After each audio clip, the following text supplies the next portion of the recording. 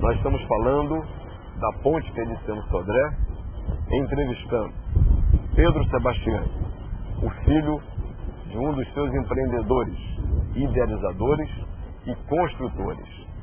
Dizia ainda há pouco que nós temos 3 pontes agora. Nós temos a grande ponte, que foi inaugurada recentemente, construída pelo governo do estado, com 300 metros de vão, e que vai permitir a salvação da nossa lagoa em função da dragagem que está sendo feita. Nós temos a ponte que foi construída no nosso governo, que como a primeira, construída em 1926, a Feliciano Sodré, recebeu prêmios, ou criou história, ou faz parte da história das pontes construídas nesse país.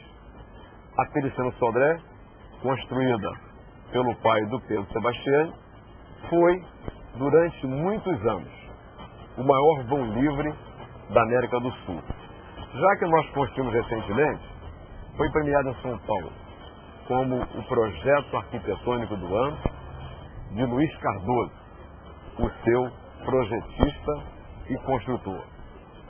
Tudo isso, hoje, que nós temos conquistado em Cabo Frio, governo do estado e prefeitura, passa e vai passar eternamente pela ponte Feliciano Sodré. Esta é a razão de estarmos hoje com o nosso programa Panorama entrevistando o Pedro Sebastiani. Pedro, é público que todos sabem a importância da ponte Feliciano Sodré para a economia de Cabo Frio. Você não concorda? Não, evidentemente que essa ponte, entre outras coisas, como fato curioso dela, permitiu a passagem de todo o maquinário que foi para Álcaros. Exatamente.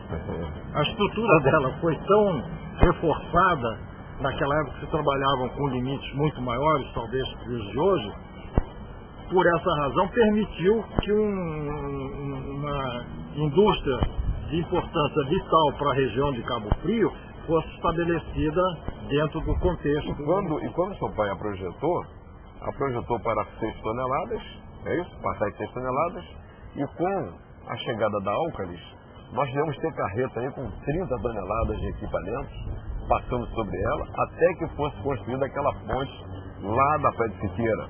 Quer dizer, então ela deu a sua grande contribuição para a economia da nossa região, e nós vivemos aqui durante anos e anos baseado no que a Álcaris oferecia a Cabo Frio. O Porto de Arraial do Cabo funcionava porque ali chegava o cimento, o maquinário, chegava a barrilha, ou transportava a barrilha, chegava o sal do Rio Grande do Norte.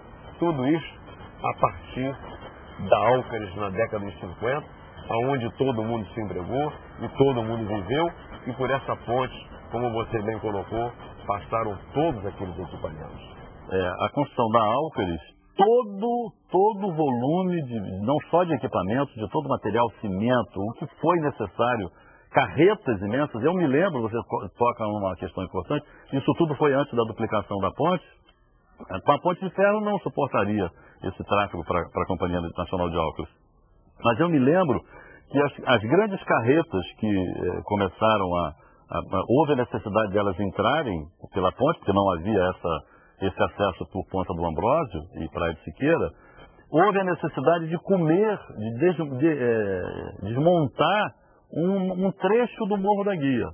Porque, como era antes, passavam só veículos pequenos aqui da cidade, caminhões pequenos, né? O Morro da Guia, ele terminava praticamente em cima da pista, que era uma pista menor. Para a passagem dos carros, dos grandes caminhões, das grandes carretas, para a obra da Companhia Nacional de Álcaris, houve a necessidade de se cortar bastante um trecho do Morro da Guia. Quer dizer, então a ponte ali já deu a sua grande contribuição. Mas eu acho que essa ponte, na contribuição que ela mais dá, é com relação ao polo de moda da praia. Você não acha ela boa? Inegavelmente, a vida do outro lado do canal de Itajuru passou a crescer assustadoramente. Todos os bairros que se formaram em decorrência da facilidade de se transportar de um lado para o outro começaram a surgir dentro desse período. E especificamente o caso da moda praia é um um fato realmente ligado à existência dos meios que permitia as pessoas chegarem de um lado para o outro, que é importante para a economia dentro do município de Cabo Frio. A cidade continuou crescendo e isso possibilitou que o desenvolvimento de Jacaré, Pôr do Carro, em toda a Jardim Esperança, né? Muitas pessoas que não adquiriam imóveis do lado de lá, terrenos ou apartamentos, começaram a ogiva, o Peró, então, teve um desenvolvimento extraordinário depois da duplicação da Ponte Feliciano Sodré. E lembrar a Ponte Feliciano Sodré da importância econômica para a moda praia e também para o turismo, né? Haja visto que agora aqui na Gamboa, na Rua dos Biquínis, Shopping dos Biquínis, nós temos ali quase 3.000 pessoas trabalhando, vivendo daquilo ali. São quase 200 lojas. E aquele shopping, por incrível que pareça, nos pontos que nós vamos tocando, até na ponte de 1926, tem lá o nosso dedo, mas não temos como esconder isso. O shopping da Gamboa, a Rua dos Biquínis, onde trabalham 6.000 pessoas, que agora teve grandes dificuldades porque o nosso verão foi muito fraco, se vendeu muito pouco, há perigo de desemprego, de lojas fechando, mas não por culpa da ponte. A ponte vai estar ali e no ano que vem, se Deus quiser, naturalmente, o verão poderá ser um outro, e o comércio vender, estabelecer-se mais, gerar mais empregos, mas isso tudo em função da ponte. Você sabia, Pedro, que aqui sob essa ponte, os turistas ficavam jogando as moedas para os cabofrienses buscar nessas águas límpidas, como eram antigamente? Eu, inclusive, fui um dos que joguei moedinha para ver os... Eu devo ter feito alguma coisa lá, então. Eles pulavam lá de cima.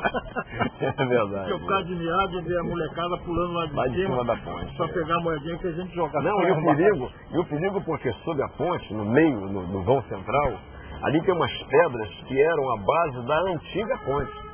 Graças a Deus, como a água aqui é bem limpa, isso, ou foi muito limpa, lá de cima a gente consegue ver onde é que está a pedra. É porque era um perigo, quando as crianças pulavam em função das pedras ali de baixo. Mas a água era clara, né, e permitia que se avistasse de cima, dos 12 metros da ponte construída pelo seu pai, essas pedras lá embaixo. As explicações populares, história popular sobre a ponte, isso é ordinário. Aqui conta-se, e que foi verdade, tinha uma pessoa muito conhecida, que morava na passagem, chamado Zé de Quinca. E Zé de Quinca, ele era uma figura extraordinária, assim, popular. Ele andava de bicicleta ali, e uma vez ele foi botar a bicicleta em cima do parapeito da ponte e acabou caindo ali dentro d'água.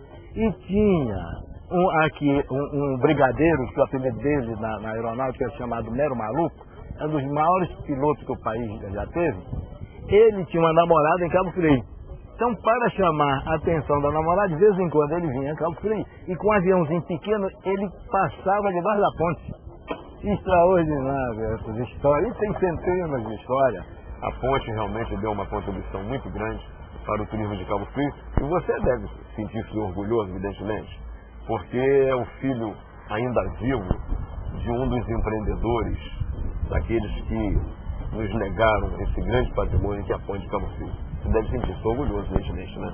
É lógico que a gente se sente muito orgulhoso, principalmente do fato de existir a ponte e o que essa ponte contribuiu para a vida social e empresarial e econômica de Cabo Frio, realmente é fantástico. E você se liga a isso e se sente orgulhoso de ser filho daquele que participou do projeto e da construção. O importante é que as pontes continuem surgindo, sendo construídas, mas a que seu pai construiu continue sendo preservada, não é isso?